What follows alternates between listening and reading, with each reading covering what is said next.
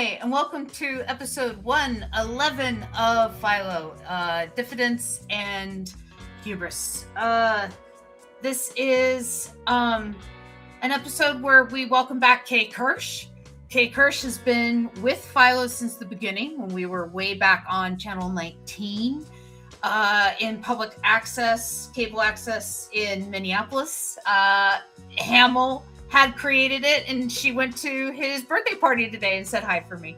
I am going to welcome, of course, my better half, Robin Fisher, who turned black for a second. I don't know if... Oh, wait. Robin, where'd you go? I wanted to try something. I unpaused all my apps on my phone except for this one, so I want to see if it'll make my phone last longer. Okay, yeah, and then here's Kate Kirsch. Kate Kirsch is our guest today, who has been here since forever, doing Philo with us, and I'm gonna switch the music over to something just kind of chill. We'll put on our comments, and yeah, let me open up the screens and see where we're at. So where we left off was this chaos of just Philo getting attacked by ants, just so many ants, just a slew of ants, an entire colony of ants. This is why he is embarrassed. This is why he has hubris. Do you want to take first panel? Do you want me to? I'll take first panel. Awesome. I have no idea where we go on from here. I was thinking, since the ants are being launched at him, if there's, I'd say I'd have him jumping into a body of water just to get away from the ants and everything. That would never work. You know how they like to link up? I think it's the red fire ants, and then they make like a raft. Well, they need a little while to make a raft out of themselves, but it would get them off of him. Yeah, you're right. It can look super silly because he's splashing about in the water. He's got ants in his pants. Ants. And well, we don't know if there's water nearby, is there? It's the Liefeld-verse. There's smoke. how's he going to get the ants off of him? I don't know. Bullets. Well, any ants? I don't know. I'm Jade. Well, it would be very Liefeld-esque if I had like a bunch of ants with holes in them because they're being perforated by bullets and bullets and bullets. Mm. Yeah. Ants. I like ants. Would the queen be drawn extra sexy because she's the only female character? All right. That's in the scene. Does she get? She shouldn't be. All the ants are women. The male ants don't do anything, but they're used for sex. That's it. Yeah, and then they go to the dumpster little room in the ant colony and die. All those ants attacking Philo are female ants. So they should all be drawn sexy. No, I'm kidding. We don't have to do that. We've been drawing them like ants. So he's covered in ants. You said he finds a body of water to submerge himself. Mm-hmm. They make and he flails. And flails. Okay, so that sounds like a good first panel. Mm-hmm. So what happens in panel 2?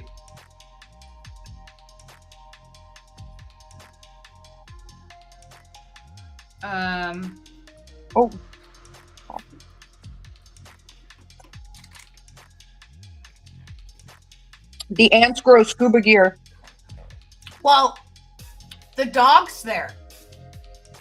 The dog's there too. Remember? Attacked with it's been a while since we addressed those characters.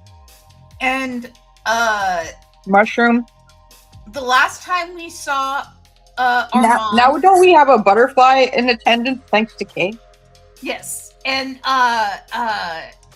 Armand was last seen in the hospital, and then he Katamari. And the last time that we saw the dog was when he attacked the buttery guy. The last time we saw the mushroom. Oh, motherfucker! Damn it! What was when my pot just spewed everywhere. Was when they were holding up the Xenomelian sign in the audience. That was the last time we saw mushroom. So I mean, aside from the cover for the Life Held First, but that's a cover. That doesn't really count. That's kind of like, you know, everyone steps to the side and like poses for a second and then goes back to what they were doing. Right? That's what covers are, right? Yeah. Oh, in the continuity of things, right? You know, it's like, you know, Magneto and the X-Men are fighting with each other and then they go, you know, freeze. Okay, let's go over here and let's pose. And stare intently off in the distance. And stare intently. You know, or do you remember that poster that was on the inside cover of the X-Men #1 comic that Jim Lee drew? That was like all the X-Men characters. And it had the big giant ice X in the back that Iceman made. Oh, yeah. Yeah, I remember that picture. Now that you mentioned that. Yeah. Like I took that one and I had it hanging on my wall growing up. Yeah. Anyway, okay, we got to figure out what Philo is doing. Maybe he finds that big giant ice X. I don't know. I don't know if I ever showed you this, guys. I have this giant poster in my sewing room that's Arthur Adams doing all the Marvel characters. Nice. When you mentioned your Jim Lee poster, I thought I would show it to you. Very cool. Let's see here. There it is. See? Oh, wow. No, I haven't seen that one before. And it's giant. It's for that huge event called Original Sin. But I got it because it's Arthur Adams. That's very cool. Yeah. And then I got this thing that's worth a lot of money. It's Charles Vest doing the Black Cat and Spider-Man. Yeah. But at the time, the only way I could get it is this stupid Stan Lee signed it. So I paid $100 for this poster because of stupid Stan Lee signature, and I don't even care. I just wanted the Charles Vest Black Cat Spider-Man. Yeah. It's beautiful. Isn't that cool? Yeah. I love Charles Vest. He's so awesome. And here I got all my alternative stuff, like a original Art Babe poster. I remember seeing Concrete Charles Creature, House of Secret. He did essentially what was an audition for Sandman back in the 90s, and it never really got published, but it got published in the Magian Line, which was the fan newsletter about Gaiman and Universe and all that stuff. And Guest wanted to draw for Sandman, so he did what amounted to be a comic audition piece, where he did every character. Wow. And actually got a storyline, and he is at the doors. And at the end of it, it says, "What do you think?" After presenting the entire Endless and himself as a potential sacrifice. But who, really, Desire? A sacrifice for Desire or death? He was consorting with death there for a while. So he was basically putting it all out there. And I appreciated the detail, the pure passion of that work, his desire to work on this project. It was glorious. And I didn't even really know of his work before. But it was fun to see him drawing for the series after, and for other maybe spin-off series or other books that I think Dark Horse is putting out back then. Well, him and like P. Craig Russell have this gorgeous fantasy style that's just so so classically beautiful. You know what I mean? Mm-hmm. Yeah, both are stunning, stunning artists. I feel like people don't really draw like them anymore. It's very, I guess it's really like almost Grecan in the way that they do. Maybe Russ is more like a Rembrandt. I don't know. Barry Windsor Smith, I would include in that group. Yeah, definitely. I got one of his posters on my wall too. Not the new walls. New walls are empty, but they'll be covered up soon enough. But on the old walls, there's my Barry Windsor Smith here. There's my Barry Windsor Smith. Oh, that's beautiful. Mm-hmm. Did he do the watercolor and everything? Yep, all of it. Wow. He's a good artist. You're not wrong. Hey, get out of my pizza box, you little booger. That's new.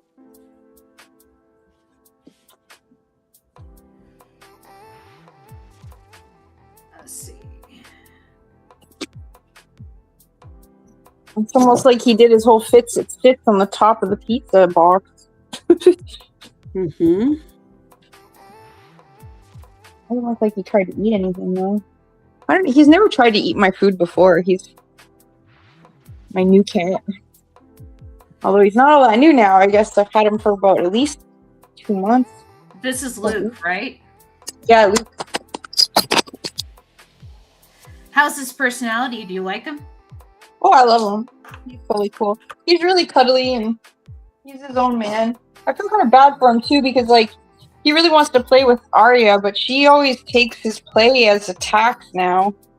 I don't know why. She doesn't want to play with him. And if they play together, I have to be careful because again, she'll misinterpret him jumping for the birdie or whatever and go for him. Mm. He doesn't hurt him, but she's not happy. That's for sure. Mm-hmm. Well, she's still getting used to him. It sounds like. Yeah, it'll take time. But she used to play. I mean, she's not like a total old lady yet. She's only 9.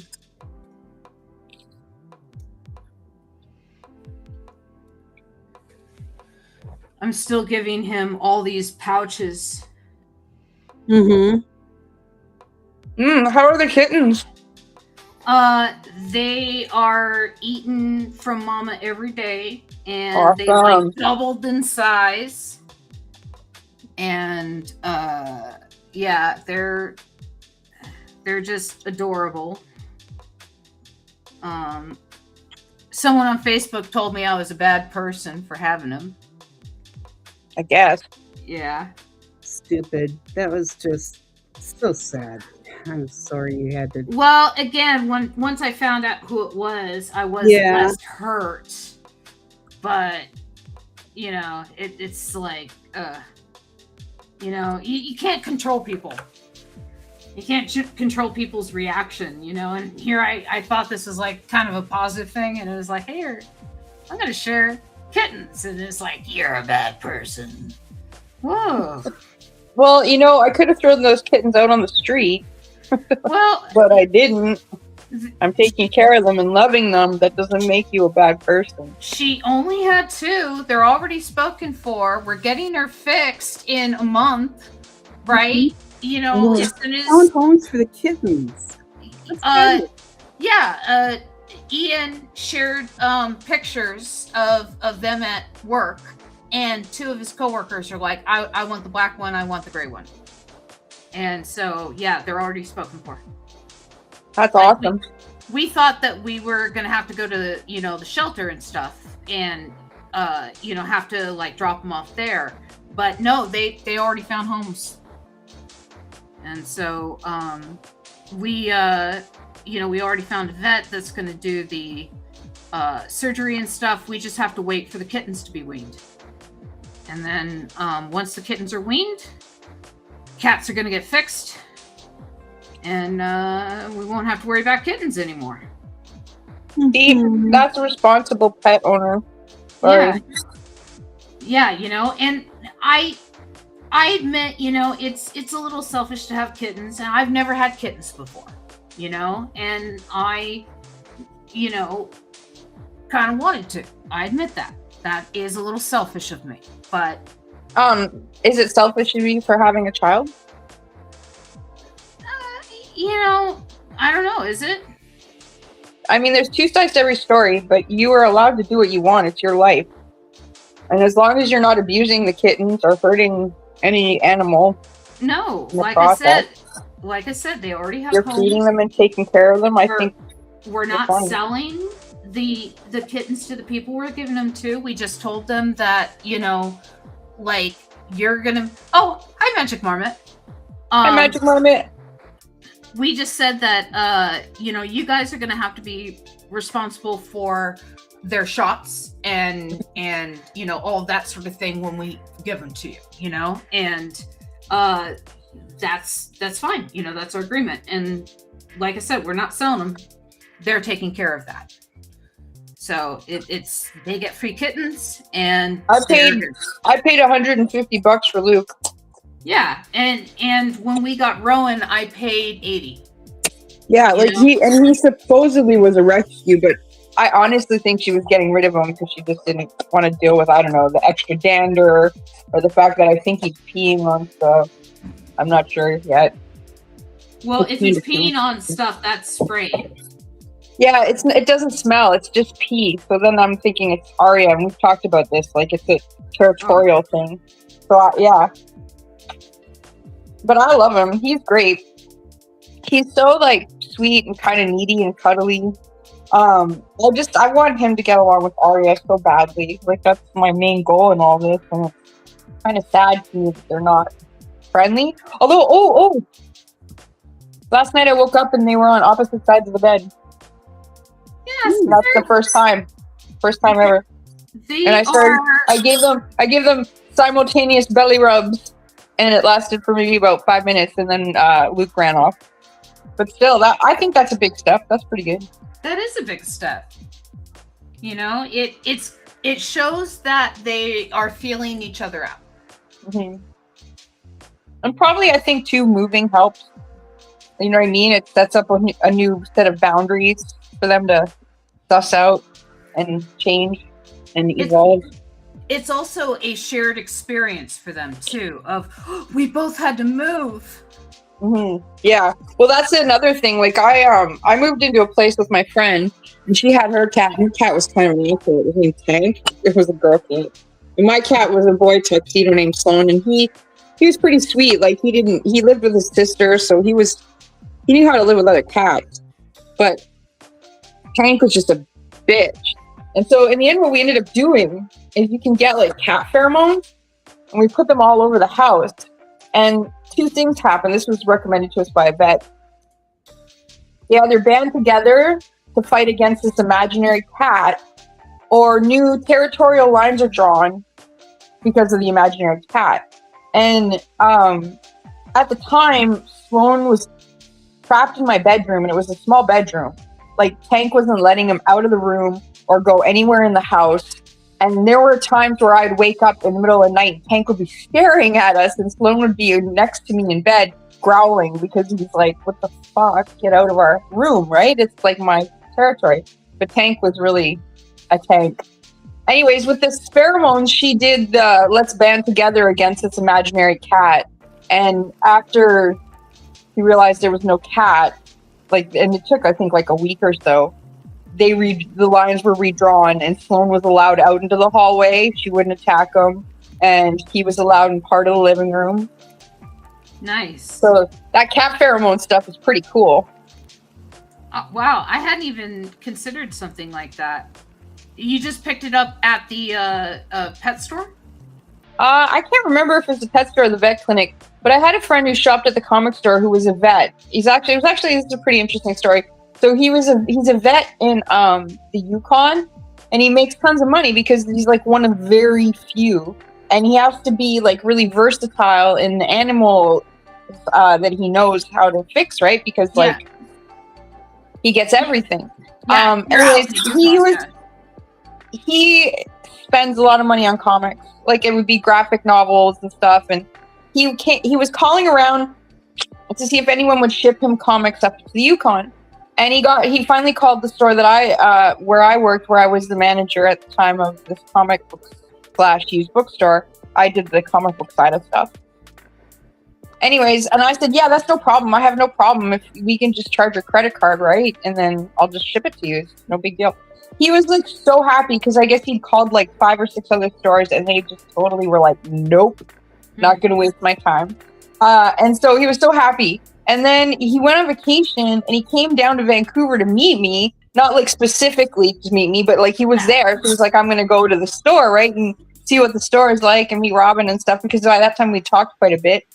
He came in and I stayed late an hour and I'd convinced him to spend another $200 on top of the $500 he was buying. Now this is like in 98 or 99. Wow. Maybe 2000. But you know what I mean? Like this was 25 years ago. So that kind of money on comics is a little bit obscene. But yeah, I could, it's like, who do they say sell rice to a Chinaman? I could sell comics to anyone. What you could. And I would just listen to what they were interested in. And then I'd be like, wait, these are some of the things I like. Look at this art. Isn't it fantastic? This is what the story is about. Like, and obviously not ruin anything, but just give them like a synopsis to see if it would wet their whistle. Okay. Yeah, I'm very good at selling comics. I was thinking for panel 3, I didn't get a chance to draw the ants large enough for them to appear as sexy. or getting caught. So I'm going to propose a panel of the sexy ants getting perfect. Maybe have like a giant circle so it looks like they're under a magnifying glass. The sexy girl ants. In the spotlight, but really it's fire that might burn them. Wait. He does have a magnifying glass, and there's enough sun. Maybe they're lined up like rockets, because we do have them in a bridge, right? Like if I put my panel in the big panel, right? Like they're kind of bridging him underwater. I was thinking to try and lift him to the top, and so maybe that's their structure under a magnifying glass. Is they're all in rocket lines because they're ladies. I don't know. They're also being burned by the sun. Yeah. Well, that's what I'm saying. It's like a spotlight, but then it's killing them. Yes. Because they're the Rockettes, they get the spotlight. Okay. First of all, I think I'm actually ready for panel 4 too. So I guess I'm drawing them burning to death. Actually, I'm drawing them burning to death. Okay. So you're drawing them burning to death. So then. I thought we were just gonna have a panel so we can see how sexy they were. Yeah, they're sexy and they're burning and they're being shot. It's like a violent panel. Yeah, this is pretty Rob Liefeld, isn't it? On glass number 2. That'll be the first thing I draw. Okay, this is just an idea I have. You don't have to do this at all, but it came to me and I thought it was kind of cool. It'd be funny if we like interrupted everything and had like Alan Moore come out and be like comic academia and how this is like totally wrong. And I don't know who the guy is. So he's like the preeminent British comic book writer, and he actually used to draw for DC. And didn't he used to do some Liefeld stuff? Like Supreme? Wasn't Supreme Liefeld initially? Glory? Yes, both of those are from Extreme Studios. Let's see. So he also considers himself a warlock. And he's pretty much married to Melinda Gebbie, who I think you would really like as a comic book artist, Faith. Well, if not Alan Moore, what about Scott McCloud?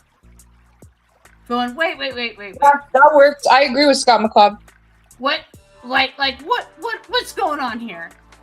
There's no sequential layout. Yeah, let me look up a picture of Scott McCloud. Well, just put a guy with black hair, bangs, and big glasses. Yeah, but I want to draw his version of him. That is his version of him. But he draws. That's his image in Understanding Comics. He's updated it in Making Comics. Okay. He is. Good. Okay.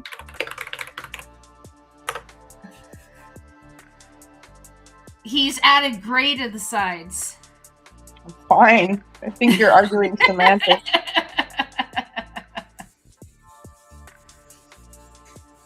And he made himself fatter. Well, he's probably much older now, too. Maybe you should put bags under those eyes. No, I won't do that because they're behind the glasses. I know, I'm being sarcastic. Okay, let's see.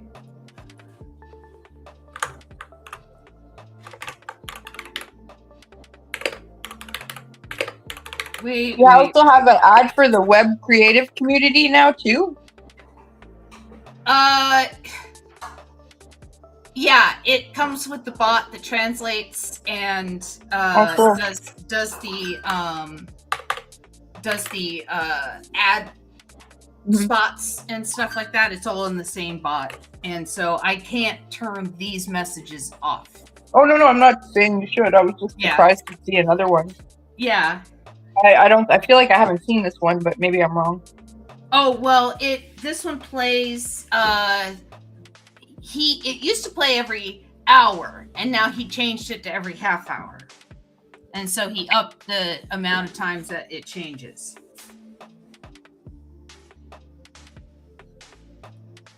Let's see. Okay. Yeah, I'll just go. Wait. Okay. So we over in the Commonwealth are very excited that England just won against Norway. Really? In the soccer. Well, I haven't been following soccer because I haven't been following football because there's just so much going on with it, and our president kind of ruined the team, and I think our team didn't want to party with Kash Patel, so part of me wonders if they threw in the towel. Well, my olds have all picked a couple of countries to support, and my team just got out. My last team just got out, which made me sad, which was Belgium. So yeah, they're totally invested, so I'm invested. I can't help it. Sorry. It's interesting to see. There's been some weird matchups if you look at history, like people that have oppressed other people playing against each other. Yeah, I don't know. I've just been kind of focusing on Annabelle, and that's a way better endeavor. I agree. We finished The Wizard of Oz this week. Nice. I read it to her for the first time, and so you don't meet Glinda until the very end of the book. Huh. And she's all in red. Very interesting. I always found Return to Oz to be very scary. I don't know if the books are the same. Well, the movie was super duper scary. I always found it creepy that she could just lose memories like that. You know that. Well, they electroshock therapied her. Yeah. That's part of the electroshock. No, my phone is saying it's too hot. Damn it. Oh, okay. It says it's too hot. Let's see. Okay. He only gave himself 3 fingers. Hey, get back here.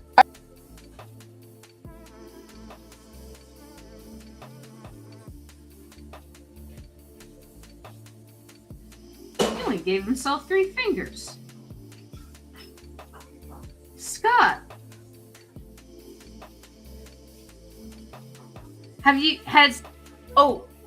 okay, Robin, you have read so many comics. Have you ever read the comic Three Fingers?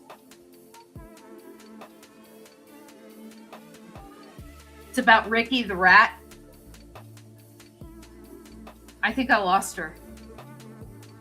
She said her phone overheated. So maybe your phone overheated. Have you ever heard of that comic? Okay. I haven't. It's done documentary style, right? So it's like mockumentary style. Mm-hmm. Yeah, I think we lost her. I'm gonna close her down. Let's see. Yeah, there we go. Okay. Anyway, it's done documentary style about the fact that like cartoon characters all have 3 fingers. Mm-hmm. And Ricky the Rat is basically the Mickey stand-in. Mm-hmm. And hi Tangent. Yeah, the implied, they don't come out and say it, but the implied thing is that they cut off the 4th finger in order to be successful in Hollywood. Yeah, and so it's an interesting comic. Like one of the last cartoon characters is like this like Yakko Wander type. Like they're all parodies of different characters in Hollywood. Or not Hollywood, but you know what I mean. Like cartoon characters from, I guess, Hollywood, yeah.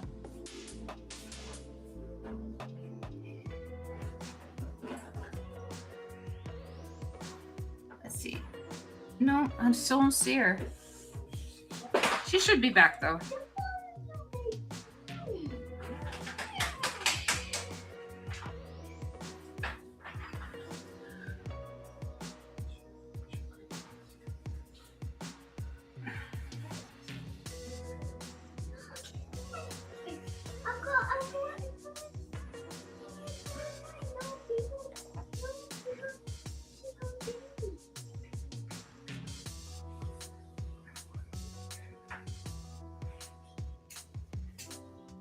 Okay, I'm gonna have like just the hint of one of these ants back here, like looking sexy. Mine are sexy and they're being shot, and a couple of them have lost their heads. Yeah. So they're kind of rolling off.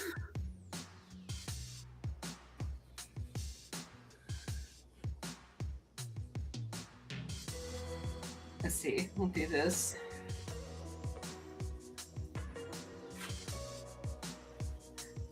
I hope Scott McCloud doesn't get mad at me for like turning him into a character in my online comic. He's a sweetie. I don't know. I spend a lot of time in Minnesota. Yeah, but I always had the impression that he didn't like me very much. I went to a couple of his lectures. I don't think we ever met. No, I met him on a couple occasions, and I was in the webcomics group, like the webcomics kind of circles. But I was a young kid who had a lot of ambition and not a lot of resources, and so, you know, yeah, I don't know. I don't think I made a very good impression.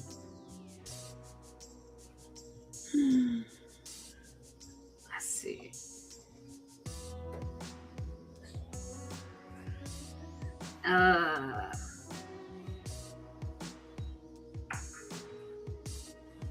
Yeah, I hope he doesn't get mad at me for turning him into a character.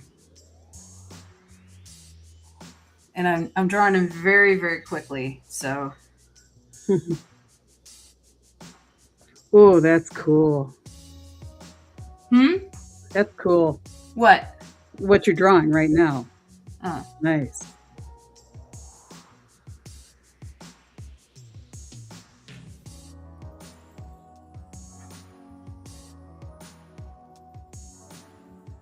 I have to make him look perturbed. Because he's like, what are you doing?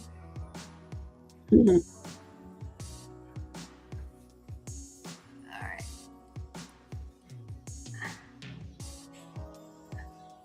And I gotta draw his updated hair.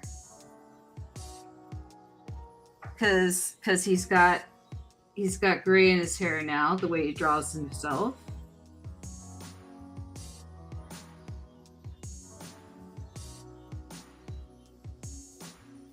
And he doesn't draw his hair quite with the same bounce it used to have, which I find is a nice subtle touch.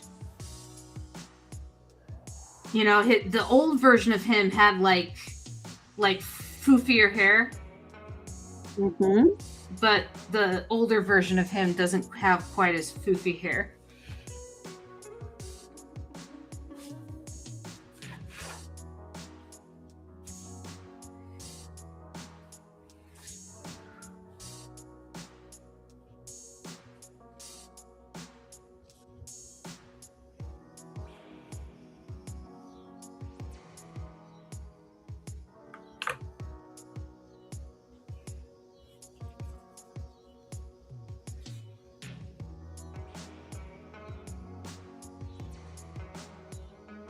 Nope. Can't do it.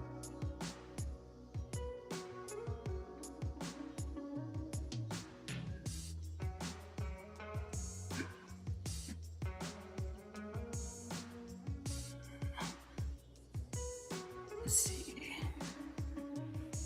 That's not what I wanted.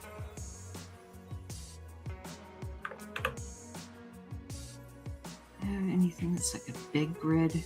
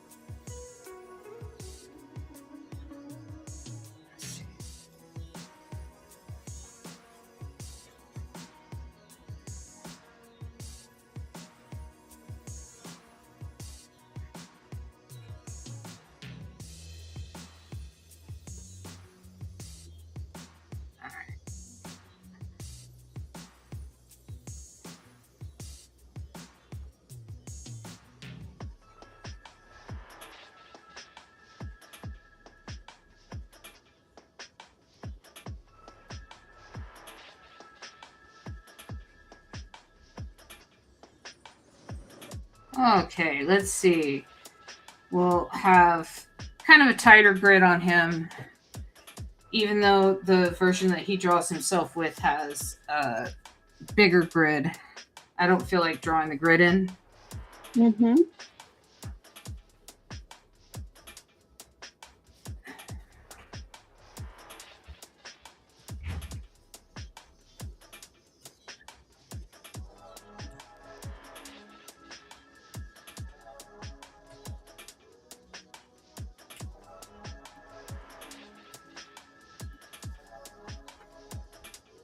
Let's see. Okay. Yeah, she still hasn't come back. I think her phone died. Mm.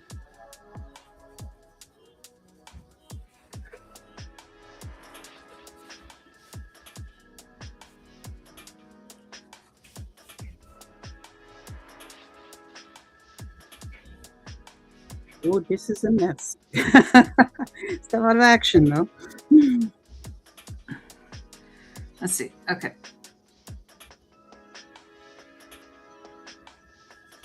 I'm drawing like the worst gun ever. Pew, pew. Yeah, pretty much. Oh, I'll even do that. Pew! Pew! Mm-hmm. Pew! I'll fill out my letters. Yeah, we're gonna put smoke here, and then, you know, a dark, shadowy figure standing with his feet in the smoke. Another dark, shadowy figure standing with their feet in the smoke.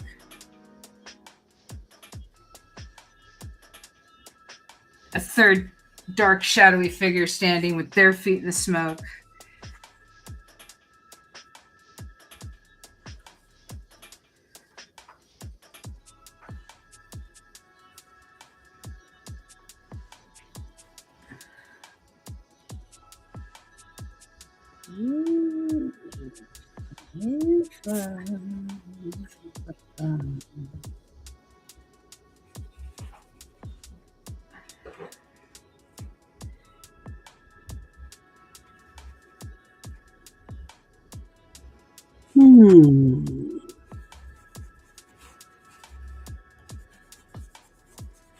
That is a very good Scott McCloud. Well, it helps when you're looking at reference, you know. Yeah. I'm pretty good when I'm looking at something, but sometimes drawing stuff out of my head isn't so good. Yeah, we'll do that, and then yeah, and then we'll make that multiple.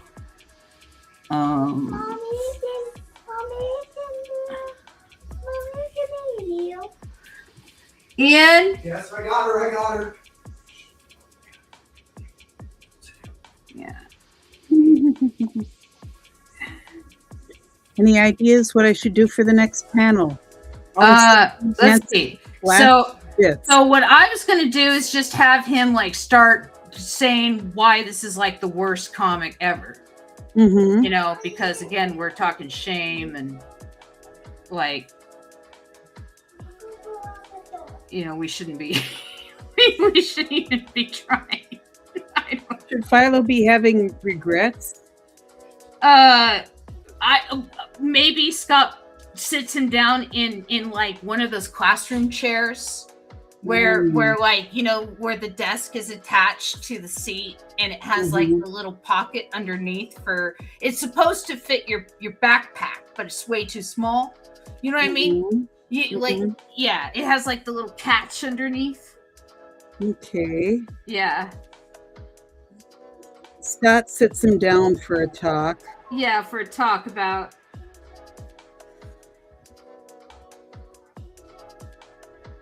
Yeah.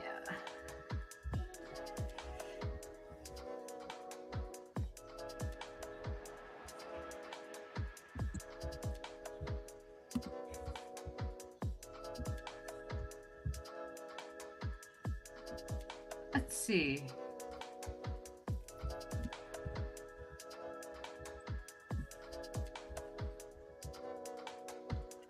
A talk about not sucking. I don't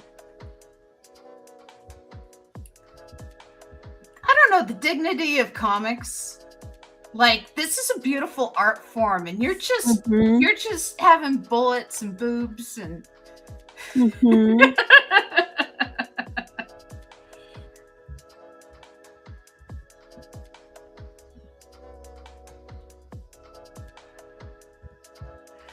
You know, I don't know, like we could just say a stern lecture about the dignity of the art form.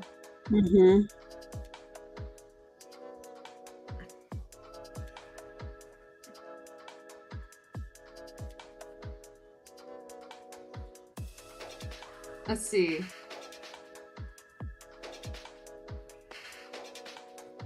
Yeah, I think I'm ready for the next panel too.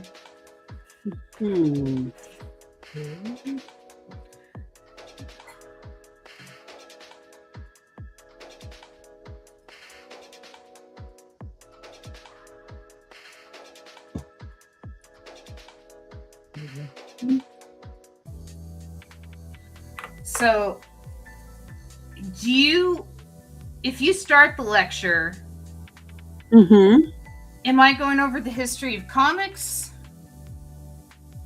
Like, we started with the Xenomelian. So I assume Scott would be like, this is the structure of your story, right? And he'd be like, you have to like what are you doing here, right?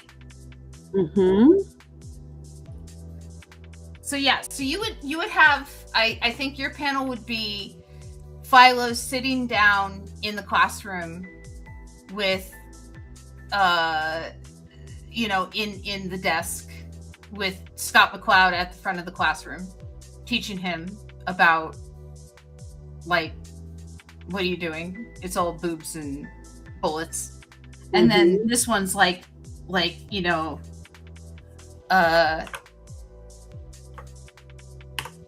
go over the fundamentals.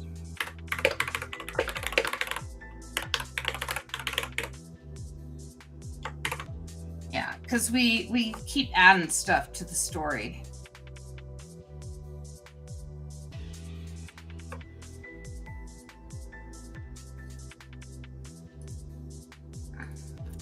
And so I'm thinking, like,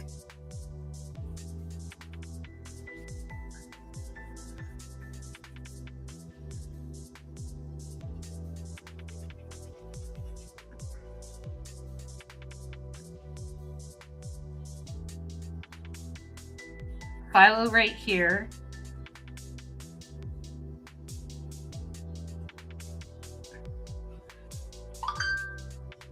Right, writing at the desk.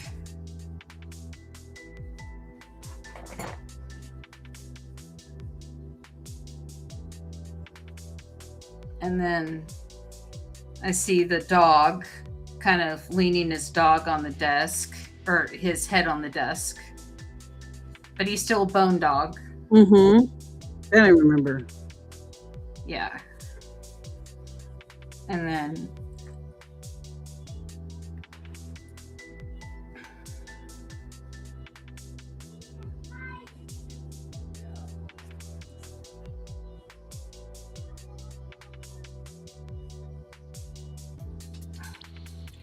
let's see. Okay. With his 3 fingers.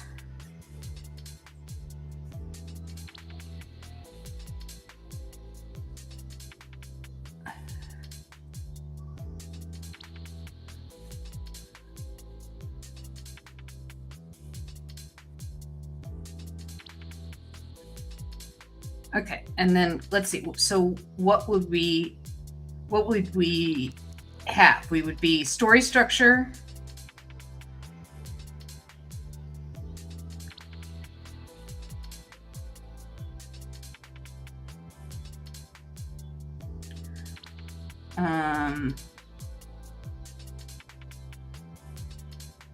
Story structure, I'll say 3-act story structure. 1, introduce. Act 2, escalate. Act 3, climax.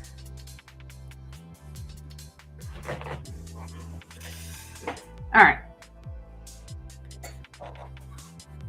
That seems like something he'd talk about, right?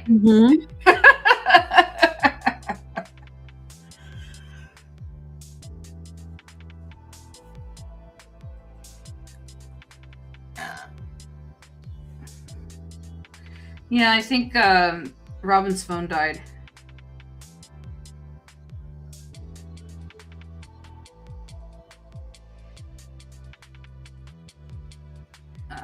So what are your plans for the future? Now that you've kicked cancer in the face. Yeah, there was breast cancer that caught really early because of 3D scan. And by the way, ladies, never put off that mammogram. Get 3D if you can. Most places it's covered now, and it really enables the catching of this stuff before it can spread. So they were able to get the teeny tiny. I mean, I had no idea I had breast cancer. There was no lump, no bump, no pain, no whatever. No, it was just, it had a wacky year where I was plate spinning a lot, and that came in on top of it too. Mm.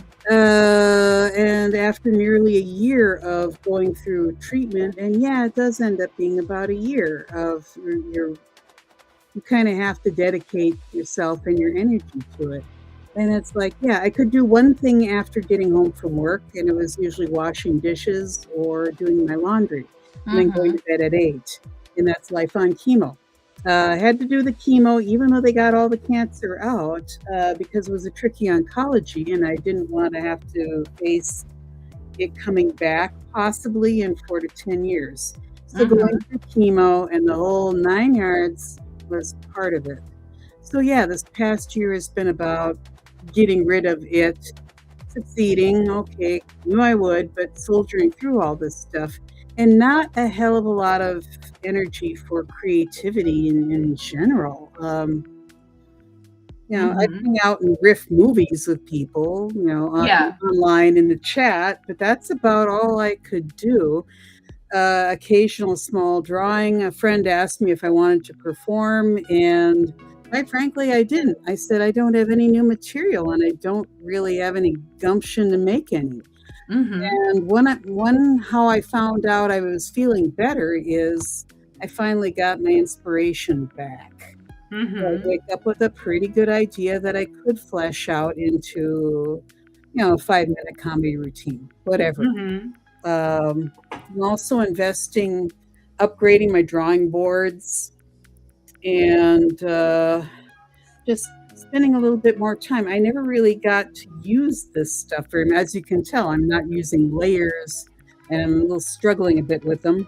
I'm also not really using a lot of pen, let's say, shadings until like post-production.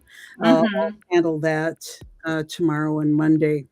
That's okay. I mean, take your time, just get it to me before next week, and I trust you to do that. But I am feeling the desire to create, the desire to cartoon, the desire to work with these boards, stream more, perform more.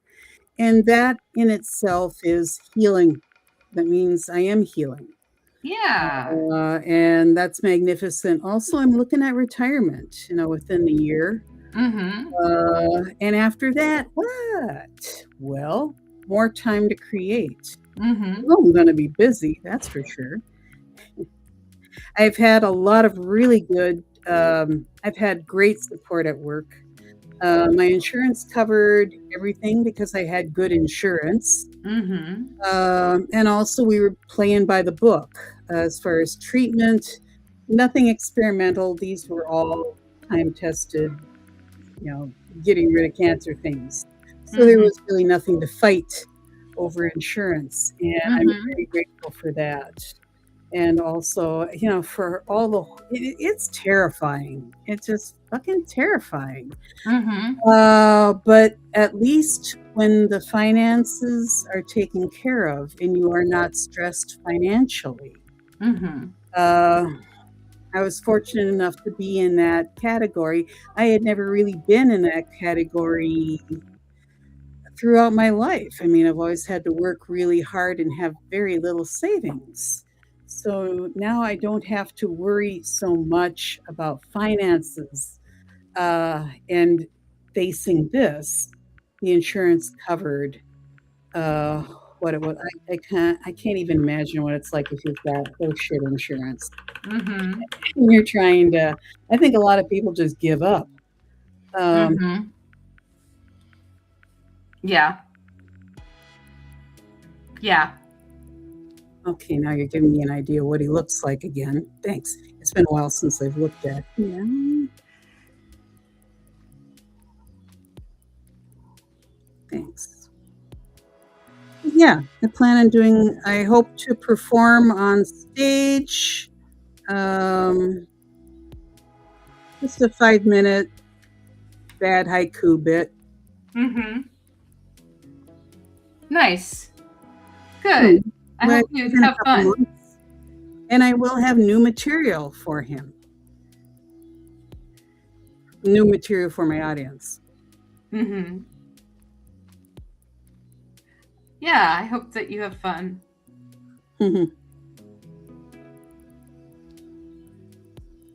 And also, re-entering the world of performance on my terms makes a huge difference, where you don't give a flying crap about what other people think. Yeah. And also, my audience is carefully chosen, and my stage is carefully chosen. Because there's a lot of jerkdom out there. There's an incredible amount of frustration, and basically crapping on people who are just they're looking for a safe place to perform. And quite frankly, go learn improv. That's safe. Maybe consider the other art forms a little later. They can go F themselves. I learned a lot. I think big part of it was I was much older. Yeah. And that wasn't what they wanted to see on stage. When I was doing stand-up out in Los Angeles, I performed at Lovett's, which was John Lovett's club. And he used to have an open mic that was very generous to new faces to come up there. And I had a very interesting event where I said a bunch of jokes and I didn't really get a lot of laughs in the room. And I had my jokes written on note cards. And when I got off the stage, I took my note cards and I put them on the bar. And part of Lovett's is you got a free drink for performing. He's just one thing that they did, but you got after performing and stuff. And so I went up and I was getting my free drink and my note cards were up there with all my jokes. Anyway, one of my friends who was this big, tall, black guy, and he always got laughs. He had great delivery. He said there was a joke that I did that he really liked, and he thought that he could do it. And so he paid me $20 out of his pocket to go through my note cards and find that joke. And he went up on stage and I just performed that joke not 5 minutes before. And he had the room rolling with the very same joke that I told, almost word for word how I told it. Like 5 minutes before, it's like no one had heard of me, And John Lovett's happened to be there that night. And I asked him, like, how come that happened? And he said that I was too pretty for the type of jokes that I was telling and not pretty enough to get away with it. He said if I was ugly, I could tell those jokes and people would be on my side about it, but I was too pretty for that. And he said that if I was gorgeous, people would also give me a pass. But he said I was just average looking. And so that's why people weren't interested. And I was, I've weighed that over the years. And John was very nice to every comedian that walked through there. He would give you time. He would give you notes. He would talk to you. And those were his notes for me. I remember one note I got from a friend who was doing stand-up in Toronto. He said, okay, you're not angry enough. Really, sweetie, not angry enough. And he was right to a certain extent. He was right. You weren't angry enough? Not angry enough. He was plenty angry, and he was pretty good. He left the comedy scene up there too. He couldn't. It got to the point in Toronto you had to pay to get on stage at open mics. Yeah. Yeah, that's not cool. Not cool. No, that's not cool. That's not how you act. Nah.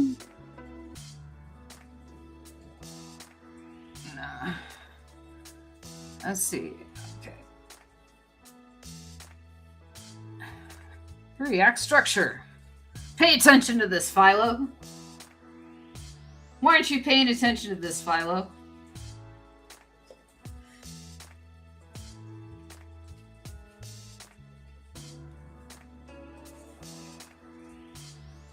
Let's see. I keep checking in to see if Robin's there, but she hasn't come back yet.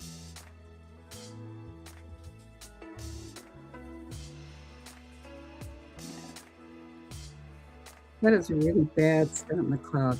I promise I will do better. Really bad Scott McCloud here. Oh, what? Your Yeah. Oh, your Scott McCloud's not bad. You got his eyes. Get the hair right.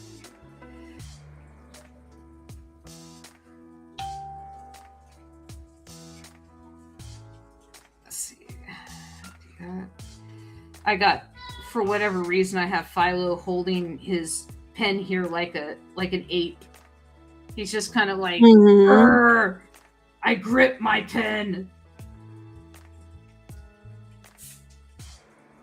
I guess no one taught him how to properly hold a pen. Here, let's give him an ear so he's not completely devoid of some kind of semblance of anatomy.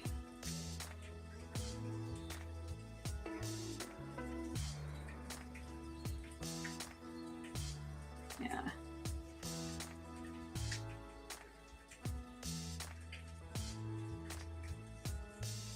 Yeah, and I have like, hi Ollie. I have a weird little claw thing here for his hand. I'm not even going to pretend to draw it. I'm not even going to pretend to draw a hand.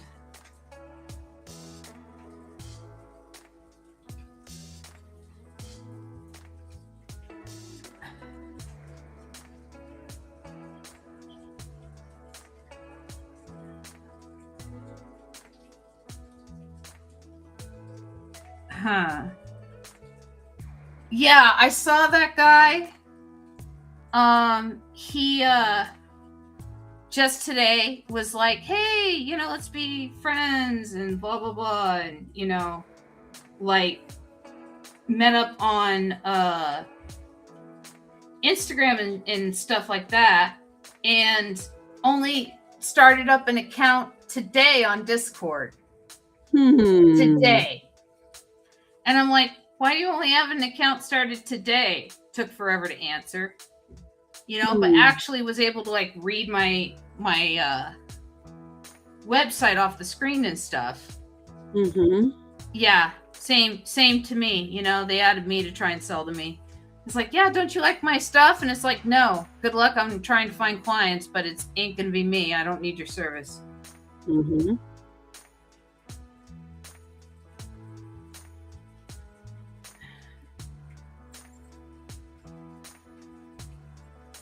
Yeah.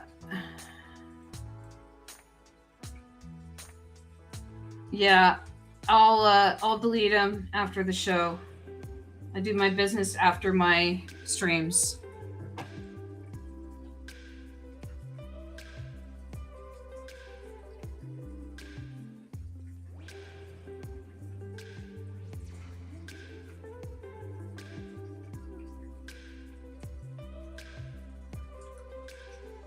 I feel like there should be something down here in the black. So let's do like, we'll do this where it's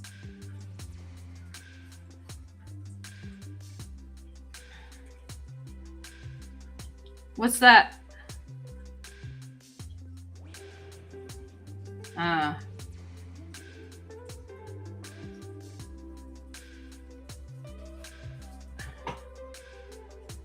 Well, I'm dumb. I didn't know about it.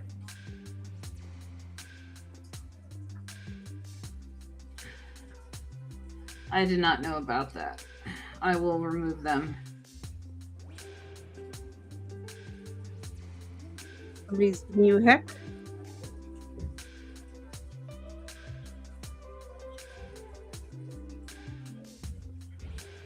Yeah, I haven't been tracking the chat tonight. Sorry.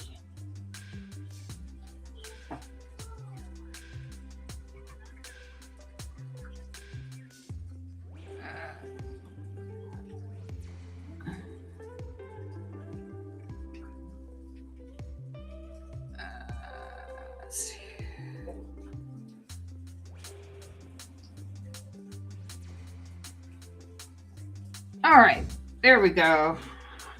I got 25 minutes for the next panel. So, what do we do for the next panel? Anybody out there in the chat got any ideas?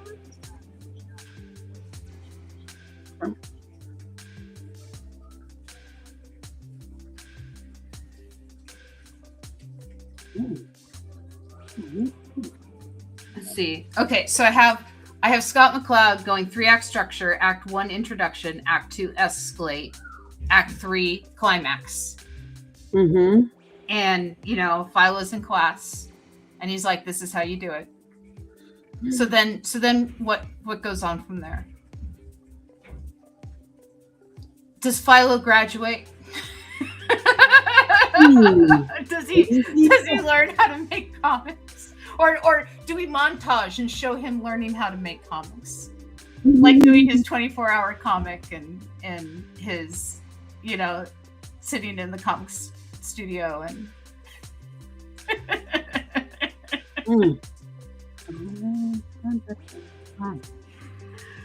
are you still working on panel 5? Yeah, just about. Actually, I'm putting it away. Save. There we go. And 7. Okay.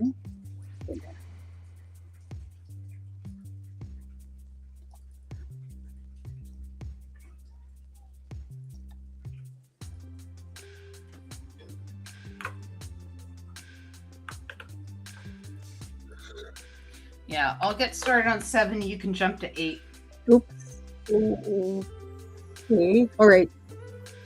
Oh, no. You just started. Okay, then I'll jump to 8. So you can do the next panel.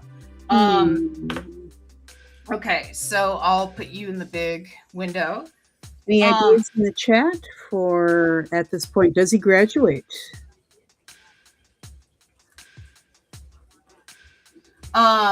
So he's doing this. So what does Philo do then?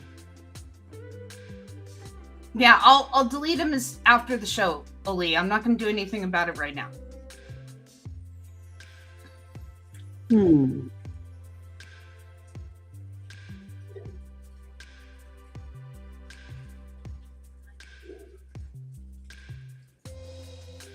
have the ants drawn a lot better. I do like the idea of like the ants being in class too. Like everyone's in class. It's So maybe that's what you're drawing is like everybody. A model sheet for the flippin' ants. There is no model sheets. It's Philo. Yeah, but there would be a model sheet for the ant with like little lines. It's like 3 heads high or 3 thoraxes high. 3 thoraxes high. No. Like I like the idea of like. Well, I thought that the ants would be Philo-sized, but I don't know. It'd help. It's hard to draw them small. And exactly. Can't draw small sexy. That doesn't work. Yeah, unless you draw tiny little desks and little dots, and like they're drawing too. I don't know. But yeah, like Scott McCloud's telling us that our comics are bad. We need to get back to it, and like maybe a character list. I don't know. Like maybe it's maybe it's Philo starting with note cards, like from the very beginning where you're just writing on note cards and trying to go, is this a page? Is this an idea? I was thinking just a page of a bunch of frames with the various things going on. But what action would be in that small series of frames I put on this page here? Yeah, exactly. So it's like, what would be going on what is going on? We have 20 minutes to draw. Perhaps the Xmelian? The Xenomelian? Xenomelian. Yeah. Climbs in through the window. Okay. And joins the class. or perhaps takes the story out of the classroom. So the main points of the story so far is that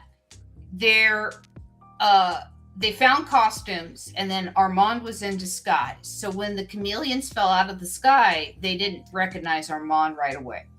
And so the chameleons show up. Armand tries to kind of like escape. Philo didn't like his behavior. Armand goes on like a drug-fueled whatever. You know, it has a party. Philo's there. They make up. But because Philo didn't have like the best reputation with Marlon, Armand's brother, Marlon's like, get him out of here and stuff. And then we realized that the chameleons were there too, with all the toxic Avengers. And there's like another like toxic Avenger chameleon baby. And so the chameleon moms are out of there. Philo ends up getting pregnant after we do an alien parody in space 9 months later. And he has a xenomelion that gets famous on Xenomorph's Got Talent. And then the chameleon moms want back. They want in, they want the money. And so that's when Armand and everybody starts like fighting them off. No, we must protect this innocent child. And the buttery Hollywood agent steals him away, offering him cheese, powder, and popcorn and butter in exchange for his talent, while everybody else is fighting over his, like well-being and his future and stuff like that. Like no one notices that he got kidnapped. Yes, everybody was indeed kung fu fighting. They ended up in a Katamari ball that rolled up and reborn into a new universe that was the Liefeld verse. The Liefeld verse then continued the chase after the popcorn Hollywood agent, this time with ant ammo. But the only way to counter ant ammo was with uncles. We had leaf blowers blow the ants back. And so, and then we had ants, and then an ant bridge, and then Scott McCloud showed up. And that's the crux of the story in a nutshell. Perhaps could Scott do anything with the uncles? He could. Like I said, we could have the uncles in class if we want. We could do whatever we want. It's Philo. We have 15 minutes. We could talk. The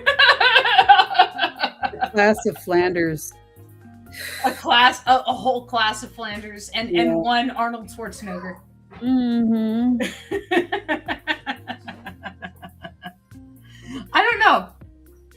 I don't know. I see with 15 minutes left to go. I think I'm just gonna close up the art and we can just chat. Okay. It's only 15 minutes. And with Scott McCloud going 3-act structure, that might be a good place to go. Next week I got Chuck Whelan anyway. He's the one who brought us to the Liefeld verse, so it's his fault. Okay, good. Yeah, so it's like you got us stuck in the Liefeld verse, and we're still here, and you have to get us out again. One of the things about Whelan is like all the women that he draws, and he draws a lot of women, and he draws them all the time. They're all ensouled. The cartoons are more than just a scribble on a page. You swear you've met them somewhere. Yeah. Usually in San Francisco, you know where you've met them. You met them somewhere in San Francisco. Yeah. Maybe wandering in the parks, or doing performance art, or you've met them before, which is really great. And also the women all look different. Yeah, there's still his style, but he draws quite diverse. I like his hoof feet. I like his little hoof feet that he gives girls wearing high heels. It's like they have the heel and then no toes. It's like it's like there's a heel there, and then it just goes flat down.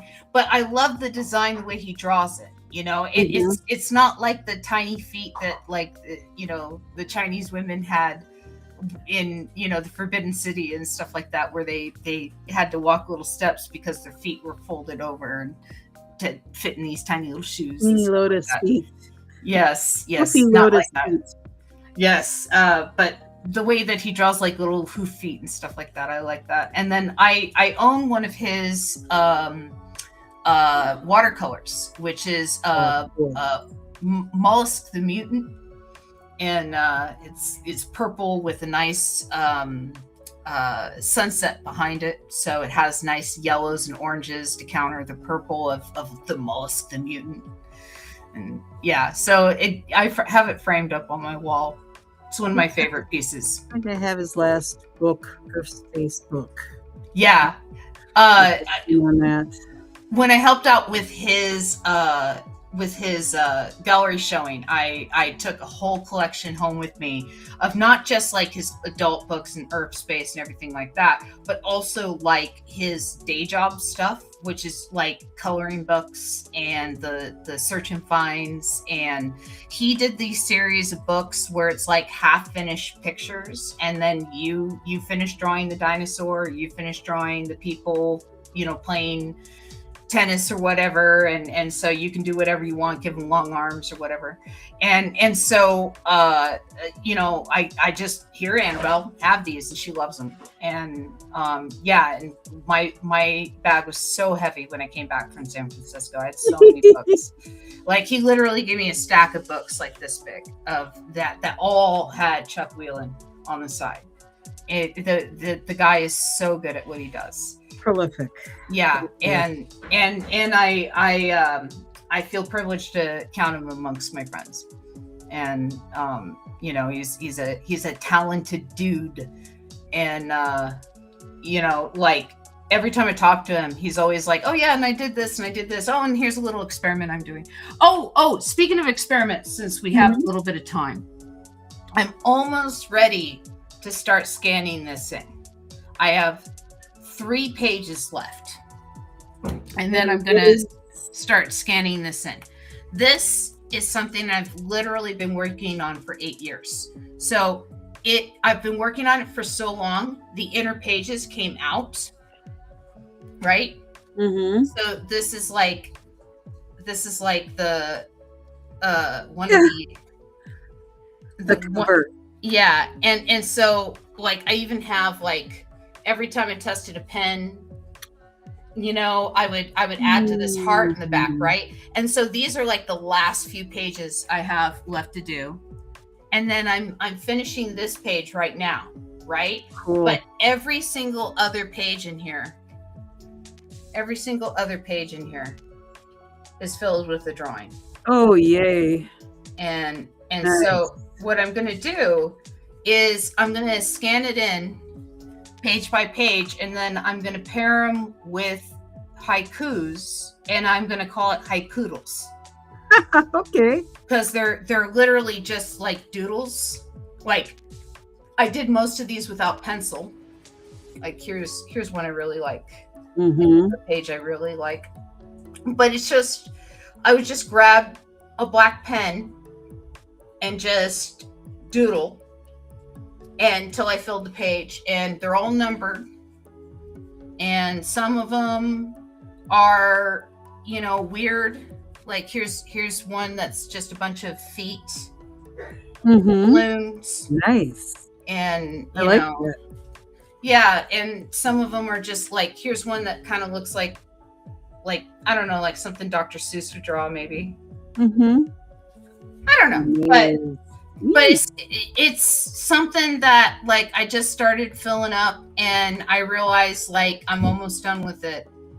And when I started getting towards the finish of it, I was like, yeah, let's figure out what we're gonna do with this. And I didn't want to just publish just the sketches. Yeah, so like they're all weird. Some of them I have to clean up. Like you can see there, like I got to clean up some of them. It's okay. Because, my daughter tried to help. I bet the healing brush would restore the lines to it and do a pretty good job of it. I don't have Photoshop. Healing brush heals in a way that you really don't want. I don't have Photoshop. I use Clip Studio Paint. Clip Studio. Yeah, but I have. There's another one I wanted to look at that was. It would be easy to reconnect your lines and chase that blotch out of there. Yeah, here's one that my daughter was trying to help with, like on this side, if you can kind of see it. Yeah. On this side, yeah. Mm-hmm. So the extra scribbles, she tried to help. So that's one I have to like clean up. But yeah, so I'm literally like 3 pages away from finishing it, and then is she drawing representationally at this point? Yeah, she's drawing people. She likes drawing cats. She'll draw them doing different things and houses and trees, and yeah, she likes drawing. I think I finally got the idea maybe like age 4 or so, and I do remember the change. Mom had given me Peanuts, one of the Peanuts paperbacks of the day, while she was selling her art at the Uptown Art Fair. She gave me this paperback to it, and I didn't know how to read yet, but I was really enjoying the book. And when I got home after the art show, and I'm like back home, haven't really started kindergarten yet, I drew the first kite-eating tree. And that was the change from the abstract kid doodle to something representational. My transition was this how to draw a book for kids that would be like shapes, right? And so it'd be like, it'd start with like a green square, and then it'd add like a green triangle to one side, and then a green triangle to the other side, and like a green block and another green, 2 green triangles, and like, red and yellow, and like before you know it, you have a dragon, right? And it wasn't building blocks as in like how I draw now, where it's like clay in my mind, where I'm drawing 3-dimensionally, and here's the center line, and here's my construction lines of where the arms go and where the legs go and stuff like that. But it was building blocks like flat of like, this is how you build a house, right? And you make like a red triangle, and that's like the roof, right? And then you make like a blue triangle, and that's like the house, right? And so this book that I had, that's how it taught you how to draw. And I remember like just going through this book like crazy when I was about 4 or 5, and going into school, and everybody else was scribble, and I'm drawing people the way that the book taught me, and everyone's like, wow, she's amazing. And I'm like, well, I just followed what the book said, and I don't know. I just continue to do what the book says. We had in Minnesota, we had the Art Instructional Institute in downtown Minneapolis. And that's where Charles Schultz worked. But they were like, draw Tippy the turtle. And I remember those. Probably somewhere between 4 and 6, or maybe a little bit older. And I told Ma, it's like, hey, can I do this? And she kind of looked at Tippy the turtle and kind of looked at the whatever, It's like, here, go ahead. All right. Now turn in some of your work. And actually, they kind of liked what I'd done, and they were trying to recruit me for, the correspondence lessons. And to which my mom, she's 5. Yeah, exactly. Wanted the money, So I could have drawn like a spiral with eyes on it, but and I'd still get in. But it was like, mom was having a great time with them trying to recruit a little kid. They didn't know. It was, yeah. They just thought it was somebody who just wanted to. Actually, we did take a few lessons, I think, from. And so she was kind of using me as and we got like, and she kind of looked through it. Your basic art lessons, for fun-wise. We enjoyed that.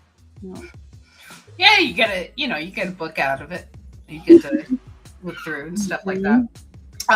Drawn with the Charles, which is this online comic strip on Facebook. Paul Dillery's work. He comes up with great ideas. He wanted to kind of shift from stand-up to cartooning. So what he does every week is he sends me scans of the frames. Nice. Done, and then I put them together and basically edit them. Nice. And put it together into a strip every week. We've been doing this for nearly 10 flipping years. I've been considering going back to the stage and doing stand-up again. There's a healthy stand-up scene here in Memphis. There's a lot of open mics. There's a lot of stages. It's getting healthy here again too. Well, it's also leaving my house in the middle of the night, in the middle of the week, and okay, honey, okay, my daughter, I gotta go disappear until midnight, and I don't think Ian's ready for that. I think that might be a little rough on him if I was doing stand-up. But I've been writing stuff down. Like a bit that I've been working on is I've driven across this country 5 or 6 times. I've lived in Minnesota and Denver and California. I've lived in Saskatchewan, Canada. I've lived in New York City.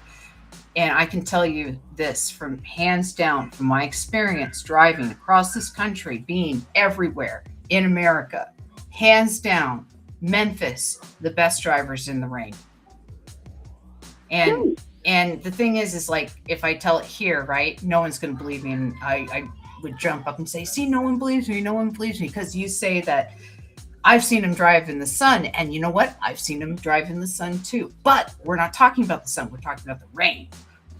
And, and then talking about like in LA, one little drop and the freeway shuts down. In New York, it's just honking horns and jaywalkers. Minneapolis, one little drop, and it could be a flash flood any second. So everybody just drives way too fast in the rain in Minneapolis. And you end up getting accidents. And so then you end up getting, stop and go traffic in Minneapolis because someone decided to go too fast. And so like, there's all these different things about how people drive in the rain. But here in Memphis, what I found is that when it rains, traffic slows, but it moves. Nice. And people are so polite. They sometimes water doesn't drain. Sometimes it doesn't drain, right? And the water will collect on the road and people just drive around the water. They know to not drive through the water and get stuck. They're so smart here in the rain. I think didn't Nashville have a huge flood? Yeah, years ago. But I've been writing up this thing about just praising them, about like, you guys are so smart in the rain. They deserve it. Like, yeah, just wear that crown. Just sit up a little taller in your seats. That you guys are the best drivers in the rain. And just like have. You drive better in the rain than Minnesotans drive in the snow. Oh, I like that. I'm gonna write that. I'm gonna write that down. I like that. That's pretty good. Yeah, because Minnesota. Some snowflakes before, or I remember. You do. getting off the 35W going south. I think it's the 35W. No. It might be the 70, or I'm trying to remember what freeway it is. I-94? It might be the 94. But getting off right there at Lindale and Hennepin. Oh, That God. exit, that insane exit where Valentino's used to be, right at the end of that exit, and It's crazy. in the snow, there's no lines. It's just you know, Oh, and make some room for me. Here I and go. it's a slight downhill, like Mhm. like thing, and then right there at the bottom of the hill is a stop sign. Who the hell designed that? You know, like put the stop sign, like let people slow down and then put the stop sign up. Like let it, oh my gosh. Right at the bottom of the hill. So 1955, there was Hennepin, there was Lindale. They were two separate streets. There was a garden. There was a World War I memorial garden. It so was quite pretty too. hard on the brakes to stop at that stop sign right They where really Valentino's messed was at. It's I mean, I haven't lived there in over 10 years, in over, let's see, what is it, 2026, in over 16 years I have not lived in Minneapolis, and I still have nightmares about driving through that place in the snow at night, right around 2 or 3 o'clock in the morning, when we would finish Philo, and I would be heading back to my dorm after wrapping everything up and, you know, hanging out with you guys, and maybe Hamill and I went back to his place to watch the show and talk about it and stuff, and, you know, or we would watch a movie, or, you know, he was showing me stuff that was pre YouTube stuff, you know, like he was so ahead of the curve. Like Hamill's literally one of the smartest people I've ever met. Yep, I think nobody else was doing that shit back then. No, And they really still aren't. no, he is so many books, and I hope he has not slowed in his reading, because he is, you know, I don't think so. admirable. Nope. It's admirable the amount he reads, and every time I've ever like picked up a book, he's already read it. Every single book I've ever picked up, and I'm like, oh, I'm reading this book now, and he's like, yeah, oh yeah, my thought on chapter 4. Hamill, like, I'm good at collecting them, but I'm not good at reading them through.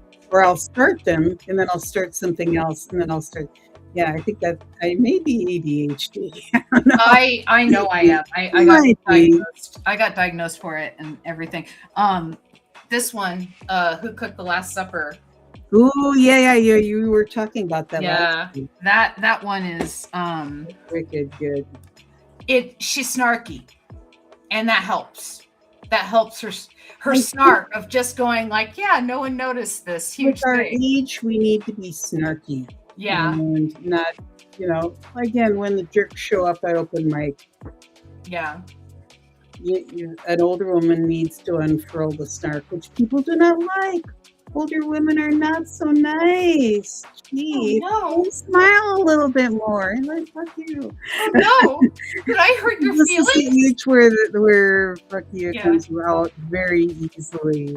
Oh my Right. God! Am I not invisible to you? Am I not invisible enough to you? There's a point where you do Yeah. become invisible, and you think, like, shit, I could grab a bank. Yeah, yeah. and nobody would notice. Yeah. And there are women who have really transgressed the law. Yeah. As of one that would get onto cruise ships. Yeah, Well, I must have made a mistake with my reservation, you know, and she yeah. cruised, and then she'd get into a timeshare that wasn't hers. Oh, I forgot my card. Oh, dear me. And she got very far. When It was years before they caught her. when I was dating the street artist, we found the best way to be invisible in Orange County was to have a back the badge sticker on the car, and to wear high visibility vests and hard hats with orange cones and caution tape around the area we were working. Okay. We were absolutely invisible. No one knew who was there, what sex they were, what color they were.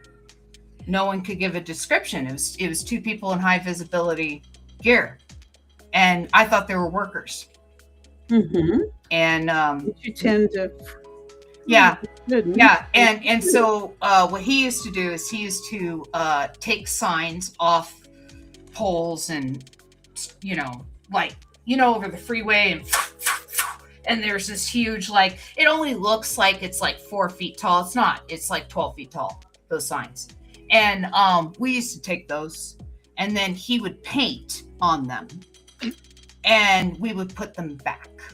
All right. And so the CHP had a gallery show of his stuff that the person I was dating could not admit was his show, because they would have arrested him for vandalism. But we attended. It was a very nice show. They had the show to raise money for, all the cost it took to replace the signs and blah, blah, blah. Mm-hmm. Yeah. But, a high vis vest. You're ever getting out of a concert and there's two of you in a car and you can't get your car into, the space, like everybody's trying to get out of the parking lot at once.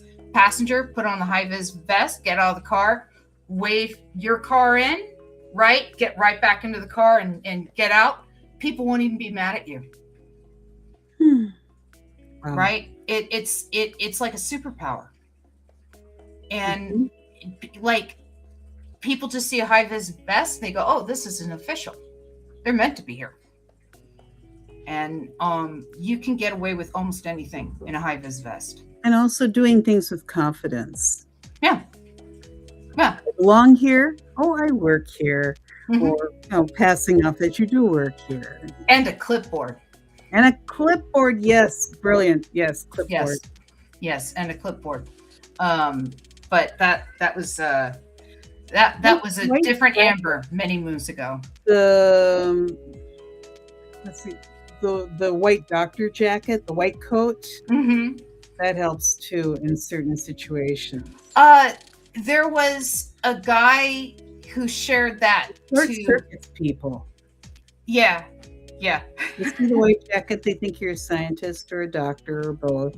Yeah. I think I had one with like a pharmaceutical logo on it. Mm-hmm. That I wore for performance art. And a tablet these days says Magic Marmot instead of a clipboard. Yeah, you have a tablet these days. Tablet, of course, a tablet. Yeah, of course, tablet. Anyway, it is well after our bedtime, and so I am going to say goodnight. Produced by me. Thank you very much, Kay, for joining us. I'm sorry that we lost Robin. I think her phone overheated, and she'll be back with us next week. And I promise I'm very rusty with the drawing. Getting back to it. No worries. Yeah, I'm glad to have you. And we'll see you guys in the future. Have a good one. Bye. Yeah. Bye.